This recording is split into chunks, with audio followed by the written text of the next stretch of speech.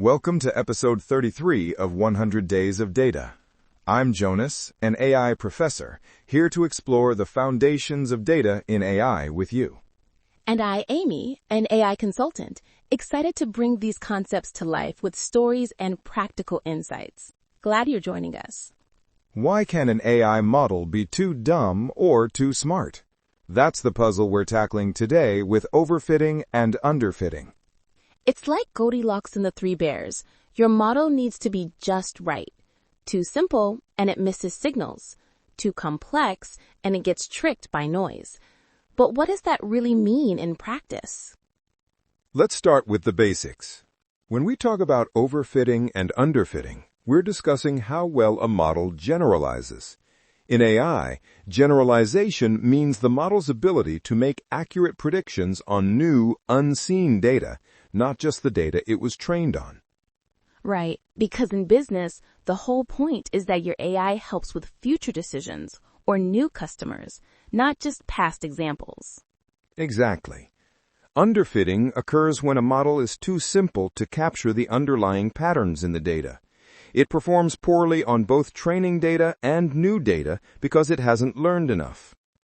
Think of a car dealership using a linear model to predict sales based only on advertising spend, ignoring other vital factors like seasonality or economic conditions.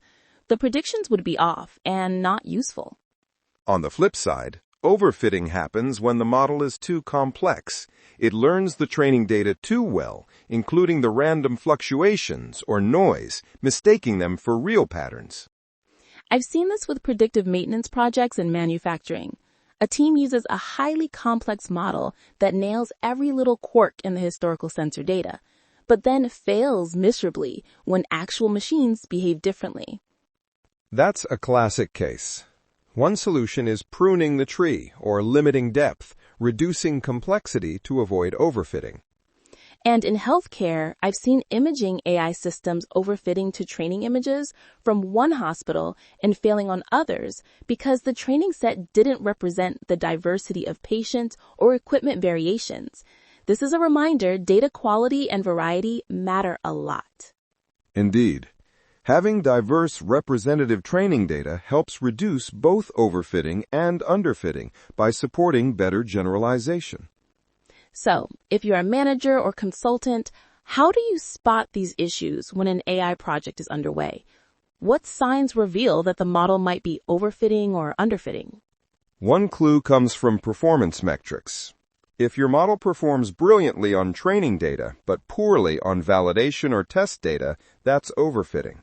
If it performs poorly on both, think underfitting.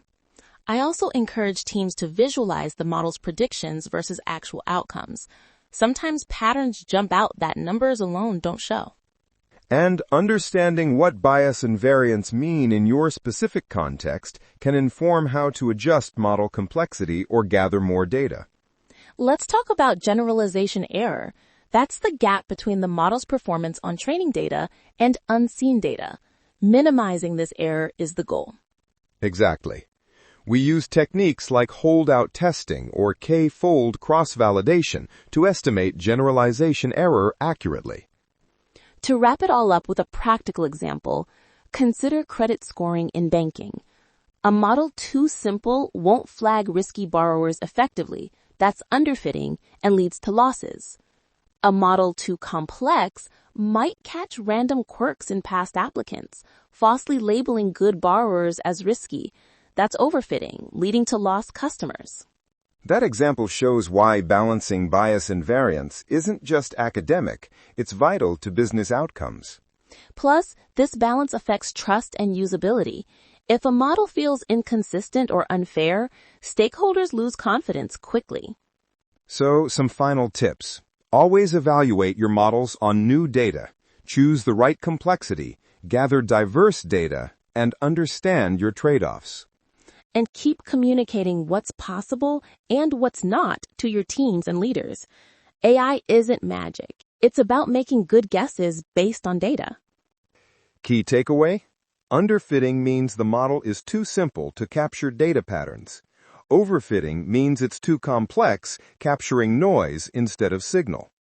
And from my side, Always look for signs in real-world results. If your AI's decisions don't hold up beyond the training data, it's time to rethink your model's complexity or data. Next episode, we'll dig into bias in AI, how unfair assumptions creep in, and what we can do about them. If you're enjoying this, please like or rate us 5 stars in your podcast app. We'd love to hear your questions or comments that might shape future episodes. Until tomorrow, stay curious, stay data-driven.